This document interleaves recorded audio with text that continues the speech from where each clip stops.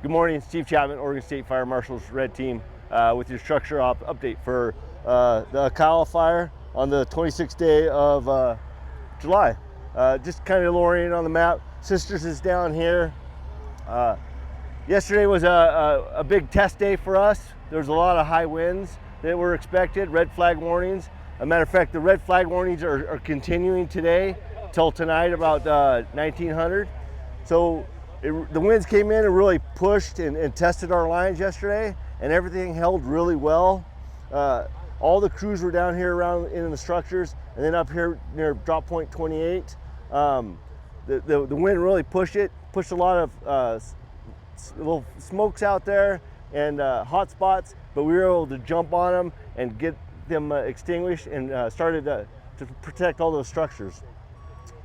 As the day went on, we got swing shift out there, and we were able to really bolster our forces out there again with 8 task forces, and really started mopping up around all the structures, securing those structures, and getting through the day, and also helping our wildland partners because we have a lot of water, so we're able to really help our partners get in here and start mopping up along the line and secure that last night. So last night went really well. Winds died down. Our crews were really able to get in there and get a lot done.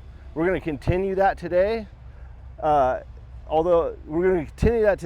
Except today we're not going to have a swing shift.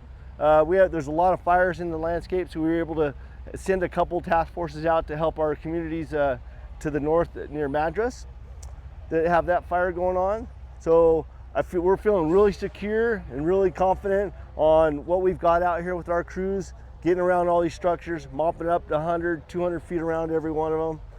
And that's going to be our day for today, is mopping up and securing those lines and working with our wildland partners. Thank you for all your time. Have a good day. Good morning, folks. My name is Mark Disjardin, Operations Section Chief, RODF Team 2 here on the Akawa Fire. Real quick, the last 2 days I forgot to mention, we've got contingency group doing work, so we're going to talk about them first, then I'll run around the map real quick. So on the contingency group, they've been doing a lot of great work on prep with masticators and crews, prepping along Wilt Road here. They've tied into the Indian Ford Road. They're working through Indian Ford right now. They're going to continue that. Then they're going to tie in with a contingency line here that's off of Division Yankee. After that, we've got another contingency line that they're going to finish buttoning up for us on the 510 road that we started a couple days ago. Had to pull back when fire activity was pushing it really hard. But now that it's moderated, we're going to get back in there, put that in place, and then also finishing up an additional contingency line off to the west on the 11 road. So they're doing a lot of great work, but just wanted to button those things up before I finish running around the map. So up in Division Quebec, again, everything's looking really great, especially kind of this point here from drop point 25 going over. We did have one spot here up in section 36. They were able to jump right on it, a little quarter acre. A lot of thick, heavy stuff in here. We've got a lot of crews engaged though. They're starting to flow water, so we're really gonna start kind of getting that depth and that mop up along that line up in there. In Tango, they're looking great all the way down to 28. Got good line in there. Our RFPA partners actually have been out there helping with their Humvees and bringing water to the spots where the Type 6 engines can't get through the rocks, the Humvees can, and so they're getting water to the crews in there. The biggest kind of area that we've been dealing with is this dirty area in and around 28.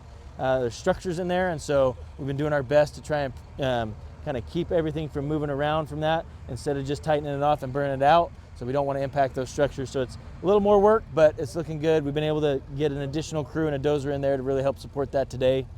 Down in Division Whiskey, still had a couple spots and slops right in there around the Blazer Lane area. The wind didn't push near as hard yesterday as we thought it was gonna, which is great. It gave us time to strengthen the lines. We got water flowing, got crews in there, really starting to give us some depth, really good confidence down in here in this southwest corner or southeast corner that's not really gonna move on us anymore. Over in Yankee, doing great. They've got the hose lay in. They were flowing a ton of water yesterday. They're gonna continue to build off of that today, get more depth, and really lock this in place. Our most fire activity yesterday and then probably again today will be up in November. We've got a decent line in here. We had some spots. Last night, the night crew was able to actually finally get line established across here direct. We'll see with the winds and all that kind of stuff. We had some spotting issues yesterday with the winds. You know, those west winds are driving the fire back into itself, but they're also adding a lot of air in here, which is kind of acting like a furnace, and so it's generating a lot of heat, throwing spots, not long range spotting, not heavy growth. With the helicopters, we've been able to keep it in check, but the hope is today, with that line already in place, we can really focus on establishing more depth off that line and focusing on there. So that's what the fire is looking like today. Feeling really good. We're in a good spot. We're still in a red flag warning. Don't be surprised if you see smoke today.